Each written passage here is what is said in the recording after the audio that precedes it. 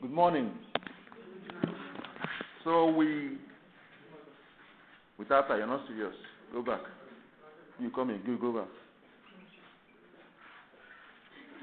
We'll start from where we stopped yesterday. We are still on the course BDT 152, Basic Dispensing Theory 1. And today we go over to the subtopic, packaging and what? Storage of suppositories. Packaging and what? Storage of suppositories. All right.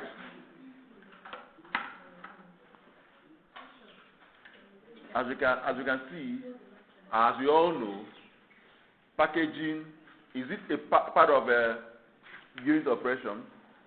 Yes. Packaging. Yes. Good. So as you package the product, you also think of how to do what? Store your packaged what? Product. If you don't store well, that means you end up making a mess of what you produce. True of us, you end up making a mess of what you produce. No reference. All right, let's continue from where we start. Now we have what? Packaging of what? Suppositories. Okay.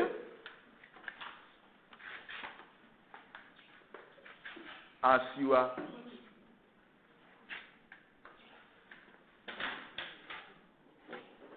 if you pack here, who has seen a suppository before? Who has seen a suppository? Let me say the popular one, our Ducolax. Who has seen Ducolax suppository? That is Bisacody, right? Who has seen it, or who has seen Anosol suppository? There's something okay. You've seen that one too, right? Now, there's something peculiar about it. If you, unlike tablets, you can have tablets, all the 1,000 tablets or 500 as the case may be, packed in a small, in a PVC pack, then sealed, then put in a what? In a jar, right? In a jar and what? Sealed, right? Good. The tablets, they touch one another, right? Three of us. Yes. They touch one another. Or they can also be packed using a package using a blister as the case may be, or aloe pack, depending. Now, but there's something about suppository. You pack suppository should be packaged in such a way that they do not do what? Touch each other. What do you think will happen when they touch each other for a long time? They will do what? That's why if you see this suppository now, you see that they are, even though they are, you cannot see them in one apart from nystatin vagina tablet, right? That one is different. That one is spacey, right? It's formed by compression. True of us. It's a tablet. True of us. Even though there are things that will do that, you can easily disintegrate in the rectal fluid. Now, but apart from the normal suppository we know, if you see them, you see something like this. You see something like this. You see something like this. They are separate, right? Separately was packed, right? Sealed like this. They are sealed individually. Three of us. If you want to use this one, you have to open this one separately. They have no contact. Three of us. Those that are seen it in the pack. This is how our five. They will not arrange them, right? This suppository and this one, they don't touch what? Each other. Now that's what we are trying to explain here. That suppository must be placed in a container in such a way that they do not do what? Touch each other. Now, let's come in. Staining, breakage or deformation by melting caused by adhesion can result from poorly what? Wrapped package what? Suppository. So suppository is foiled in what? Tin or aloe paper and what? Plastic. So this thing here is foiled inside this, right? This can be what? Aloe, it can be what? For it can be what? It can be what? I mentioned three things now, just now. What did I say? It will foiled in what? Tin, aloe paper, or what? Plastic. So the point is that they should what? Separated. That's the point we are trying to make. Now, if you poorly package it, that they come in contact with one another, what will happen is that there will be what? It will melt. It will stain, right? Breakage will come in, melt, and when they melt, they will become what? Deformed. True of us? They will become what? Deformed. Now,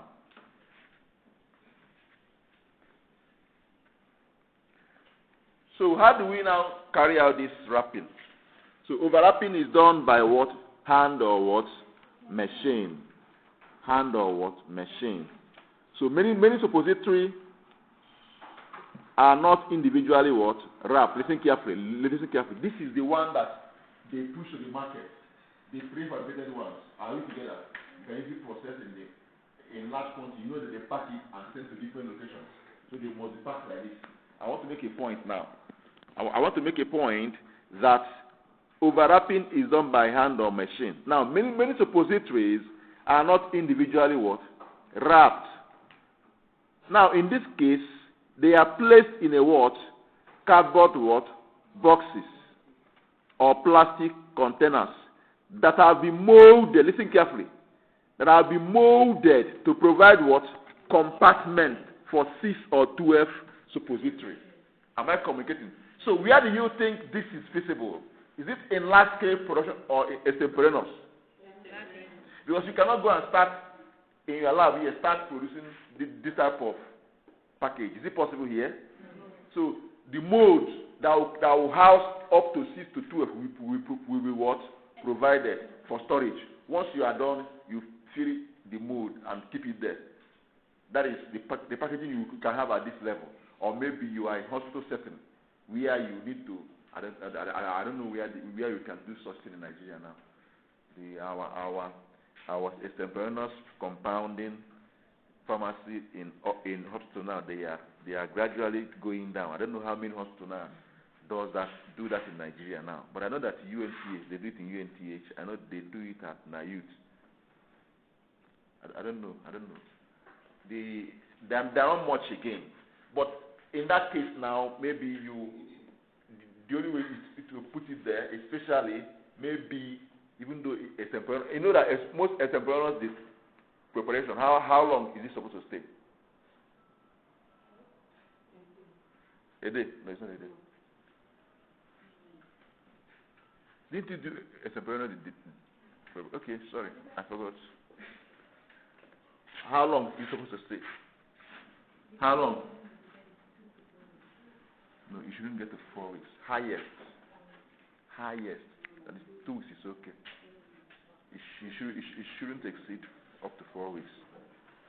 You know, because you know they don't have what? Preservatives. You know, right? Good. Now, overlapping is done. Okay, we are done with that. So now, this one now, in such case, they are placed in what? Cardboard boxes or plastic what? Containers that have been molded to provide compartment for each of them. So a box may contain up to 12 suppositories, but each of the suppositories are on their own. And that way, you don't just pack them like that. On their own. Coming. On their own. Am I communicating? That's the point we are trying to do what? Make here.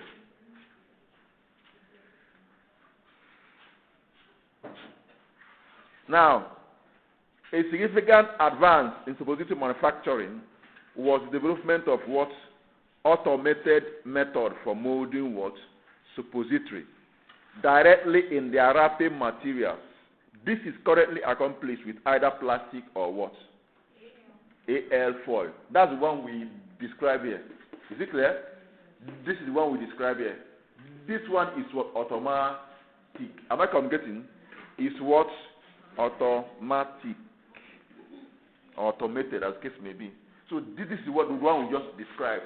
That one you just get and put in a cardboard or plastic, whatever that has that is molded to house into about 6 to 12 compartments that will contain dispositories separately. That one is the old one, but still today they still use it in the for a temporaneous or dispense. But this one is automated. Because this thing, as you are producing, you are selling immediately. Hope are you aware? As you are ejecting, you are doing what? It goes to where it will what? Sale. As you leave the ejection station, it goes to where it will what? Sale like this. So that one is for this.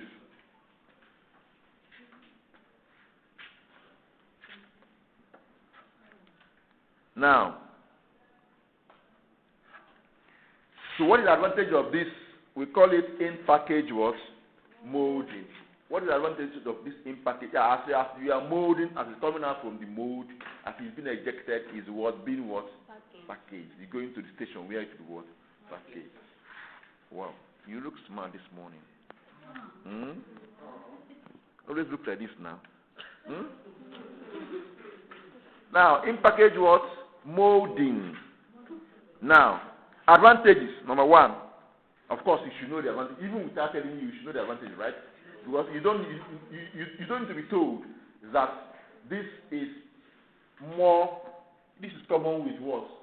Automatic, right? True of us? Yes. What is this?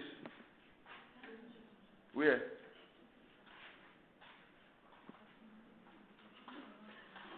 It's swollen up. What happened to you then?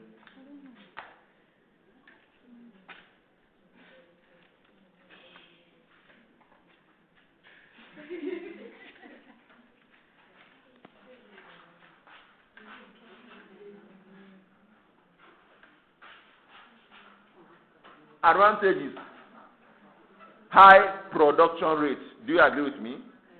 Do you agree with me? Yes. High what? Production rate. Good.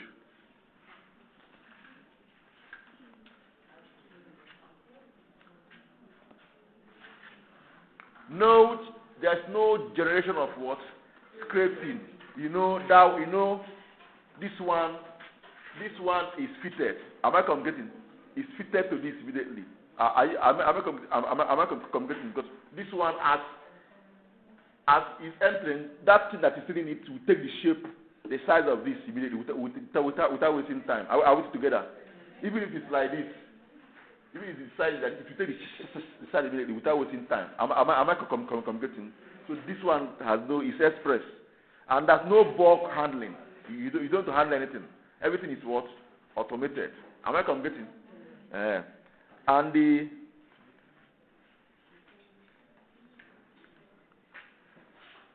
this fourth one I want to mention. Do you think it should be advantage or disadvantage? Let me know those that think. There's maintenance of strict temperature control.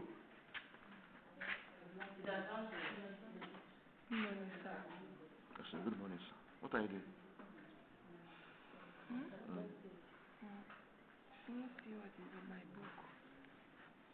We are in the packaging. You are in incompatibilities.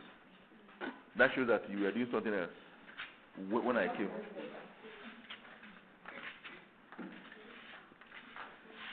Now let's look at what?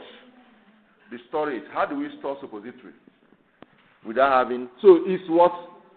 Is it advantage or disadvantage? Because it helps to maintain what? Yeah, good. So, do you think suppository should be protected from heat? That's why in most, you may not, this thing they'll tell you, what is this? Who is eating here? How do I mean that? Now, you may not actually be able to, anyway, because of the fact that you don't really know where this suppository is going to. There are people that don't have what it takes to do was maintain a particular temperature in their office or their warehouse. Am I communicating? Yes. Or so some don't you have, a warehouse you have a thermometer. You used to check read the temperature of this. So some don't even have all this. So because you don't even know where that thing is going to, it's advised that this thing should be kept in the what? Kept where? In the where? Where? In the where? Not freezer. It's not going to freeze it to freeze it. Am I communicating? Yes.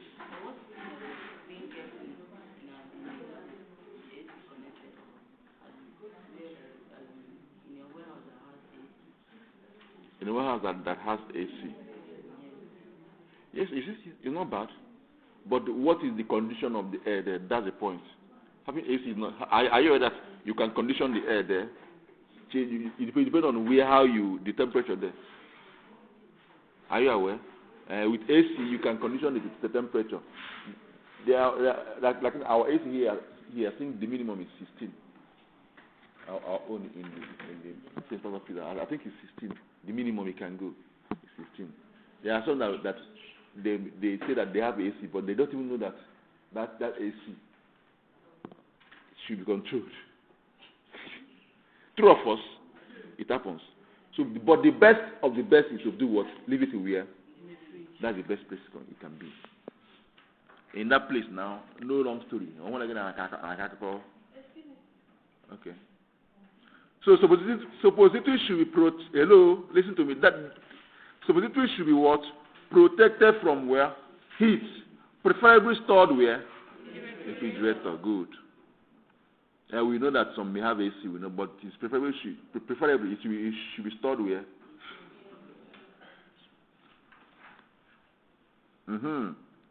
Let's be specific now. Glycerinated gelatin, that is glycerogelatin what? Suppositories, right? Should be protected from heat, moisture, and by packaging in a well-sealed what? Container and stored in a cool what? Place. Heat, moisture. Are we together? Air should not also do what? Enter. Are we together? Good. By packaging in a well-sealed what? Container. You should well what? Sealed. And store it in a cool what? Place. Store it in a cool what? Place. Any question?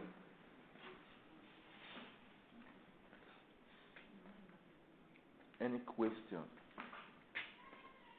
Any question?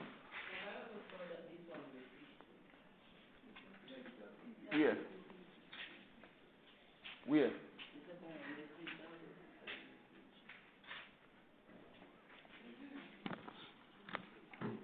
Suppositories should be also should be stored there, but be careful of the moisture.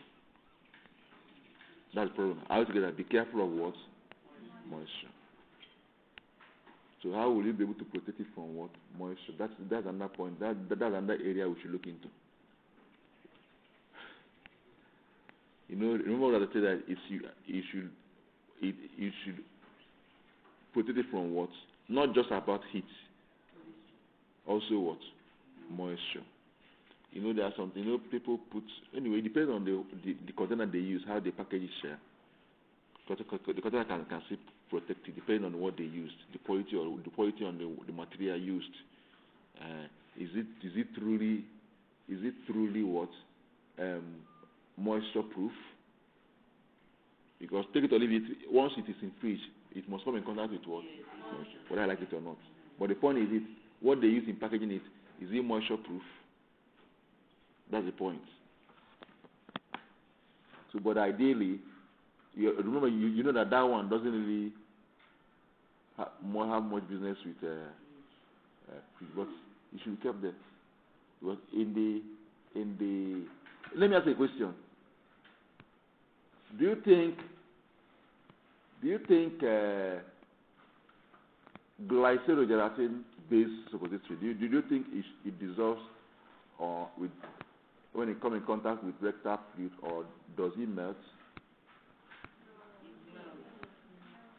Does it dissolve or melt?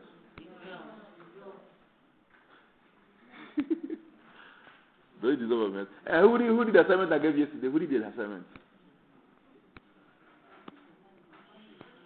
Some people are asking which assignment. Okay, is it tomorrow I say? So I'm asking now, does it melt or dissolve?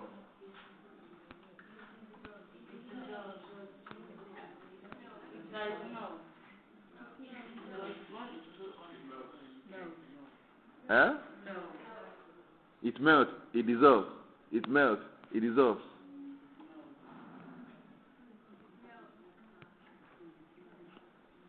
So tomorrow, if we conclude with our lecture tomorrow, we'll discuss these two issues.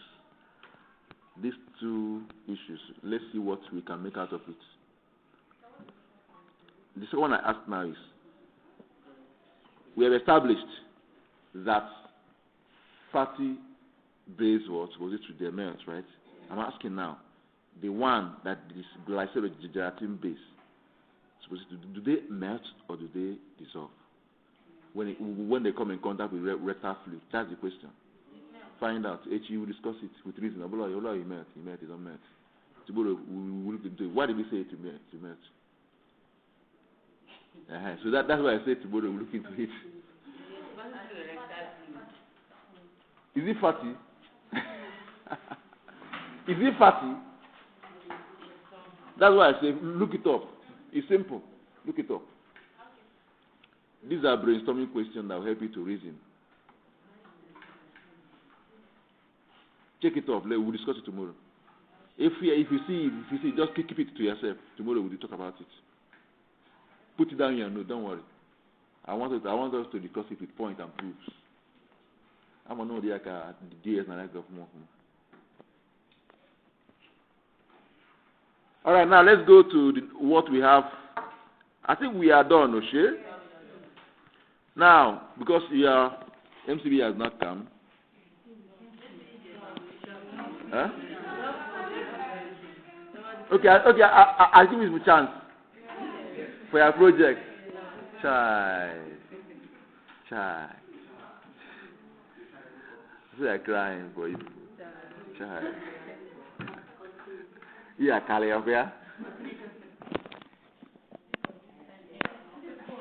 All right, and we'll stop here for now so that you can do your MCB class lecture. So see you tomorrow.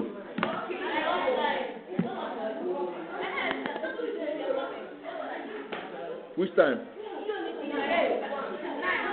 No. From 9:30. That reminds. Sit down. Sit down. Okay. Let me end this lecture first.